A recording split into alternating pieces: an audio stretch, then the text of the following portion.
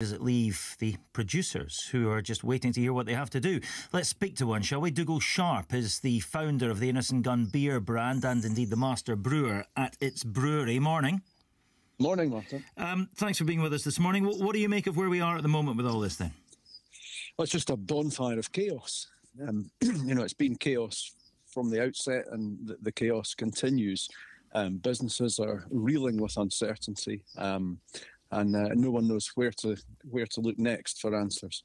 It's a shambles.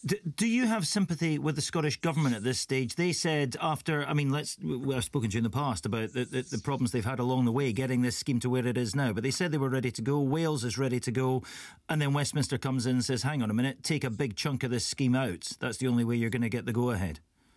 The scheme is not ready to go in Scotland. That's utter nonsense. I've lived and breathed this and its evolution for years. And I think if you talk to any of the major businesses based in Scotland, either retailers or producers, nobody actually believes that this scheme is ready to go. It wasn't ready to go in August. It certainly won't be ready to go in March next year, because there are hundreds of unanswered questions as to how this is actually going to work in practice.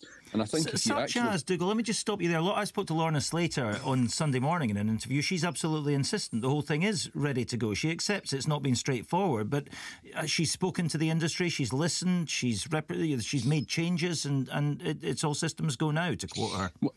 Well, the changes are minuscule and almost irrelevant in the overall scheme of things. And I know if you ask any of the groups which represent the producers or the retailers, the different industry bodies, there is a long list of unanswered questions about how this scheme is actually going to work.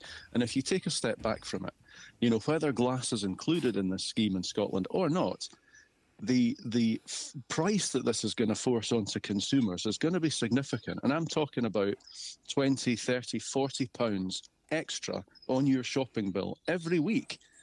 And you're not going to get all of that back. So I think, whether or not Westminster's intervention is helpful or unhelpful, as it stands or as it was drafted, the scheme is absolute insanity. For consumers, and actually will lead to potentially less recycling than more in Scotland, which I find absurd. How can you come up with a figure like 20, 30, 40 pounds a week on your shopping bill? Where'd you get that number from? Well, if you look at every business has additional costs, because the ideology of the scheme is force the costs as far back in the system as you can get them, right? So producers have additional costs, and they're significant. Then you've got retailers that are going to have significant additional costs. All of those costs are going to be passed on to the consumer, plus VAT. Then you're going to add a deposit, right? So there's loads of cost plus a deposit, plus VAT, right?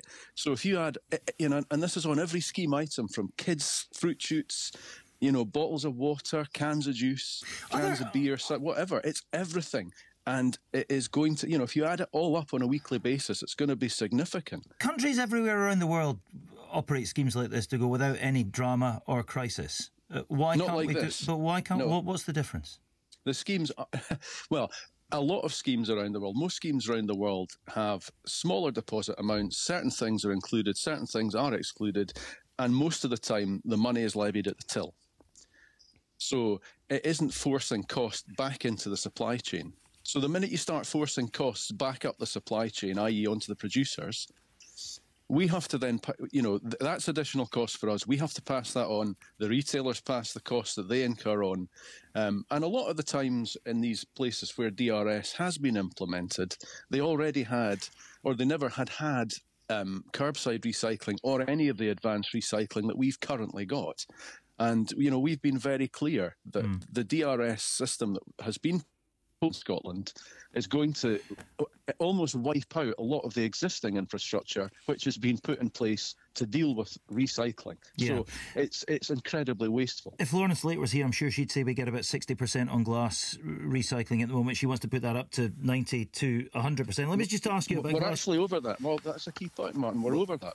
We're close to 70% on glass. Okay. Here's the rub. Here's the rub about our scheme. 25% of potential glass is out. Things like sauce bottles and jars of passata and, things like that, right? That's out. It's not included in the system. That's 25% of recycling. So if your maximum is 75% and the scheme collects 90%, the maximum you can collect is 67.5%. We're already above that. Right. So there's the reality of what we're proposing here. Okay. Less recycling than we're currently doing. Dougal Sharp from Innis and Gunn, we are out of time, I'm sure. One thing is for certain, we'll be speaking to you and many others about this over the next few weeks. And